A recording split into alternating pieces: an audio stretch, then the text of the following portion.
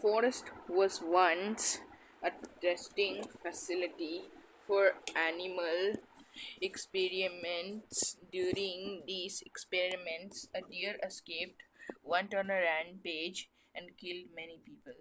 The survivors, or stuck or terrified, began to worship the deer as a divine or supernatural entity, forming a cult. This event set the stage for the forest's dark reputation and the horrors players face.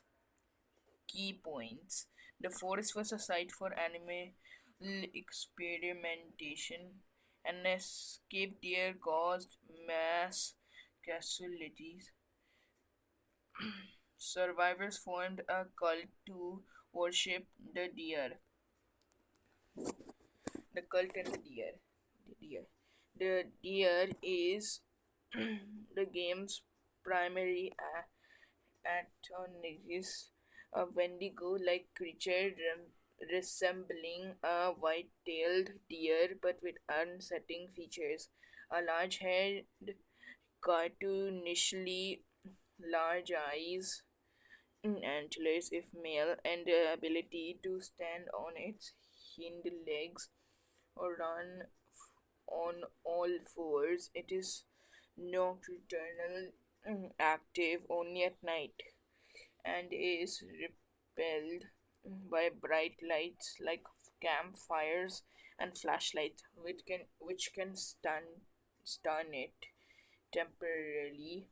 The deer is invulnerable to conventional weapons, dealing heavy damage, killing in 7 hits without armor, or instantly after 300 plus days.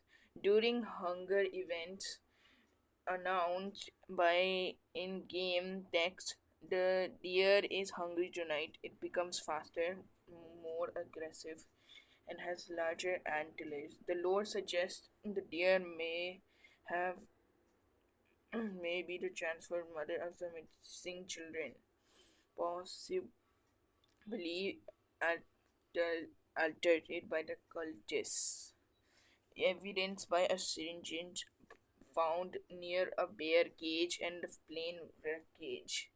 This is directly linked to the children's kidnapping as seen in a cutscene at 99 days where it reaches them behind bushes. Key points: the deer is supernatural window-like creature.